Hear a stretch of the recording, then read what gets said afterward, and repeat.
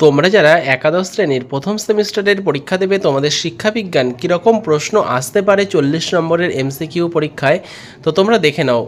প্রথম প্রশ্ন, ডেমোক্রেসির শব্দটির অর্থ হলো উত্তর জনসাধারণের ক্ষমতা। লাতিন শব্দ এডুসিয়ারের অর্থ হলো নিষ্কাশন করা। শিক্ষার্থী যা কিছু শেখে তাই হলো পাঠ্যক্রম। উক্তিটি করেন উত্তর হর্ন। ব্যক্তিতান্ত্রিক মতবাদের সমর্থক হলেন উত্তর লক। ব্যাপক অর্থে শিক্ষা হলো উত্তর জীবনব্যাপী প্রক্রিয়া। শিক্ষাক্ষেত্রে সবচেয়ে কার্যকরী গণমাধ্যম হলো দূরদর্শন।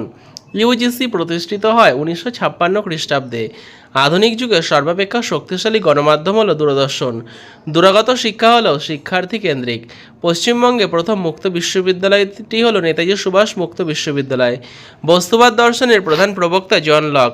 ব্রহ্মসূত্রের কটি অধ্যায়? উত্তর 4টি।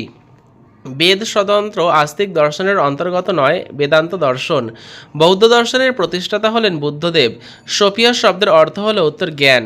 সমাজতত্ত্বের জনক অগাস্ট কোত। শিক্ষাই অভিযোজন এবং অভিযোজনই হলো শিক্ষা। উক্তিটি করেছেন জন ডিউই। গৌণগোষ্ঠীর উদাহরণ কর্মচারী সংগঠন। সমাজবিজ্ঞানের তত্ত্বগুলি শিক্ষাক্ষেত্রে প্রয়োগ করে বলে শিক্ষা সমাজবিজ্ঞান।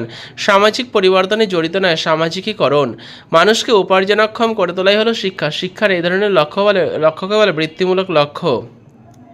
নিয়ম বহির্ভূত শিক্ষার একটি মাধ্যম হলো মুক্ত বিশ্ববিদ্যালয়। সামাজিক পরিবর্তনে বাধাদানকারী একটি উপাদান হলো অন্ধবিশ্বাস।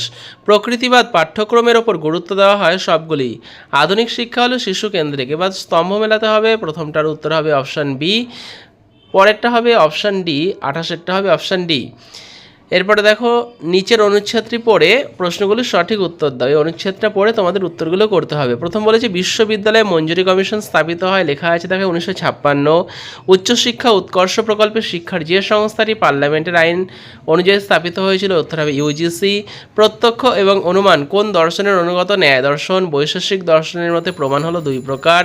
এরপরে দেখো, নিচে দুটি বক্তব্য রয়েছে, বিবৃতি আর কারণ। এর মধ্যে তোমাদের সঠিক উত্তর হবে 33এরটা এ, 34এরটা হয়ে যাবে বি। 35 নম্বরে আছে ন্যায় দর্শনের 4টি প্রমাণ হলো প্রত্যক্ষ, অনুমান, উপমান এবং শব্দ।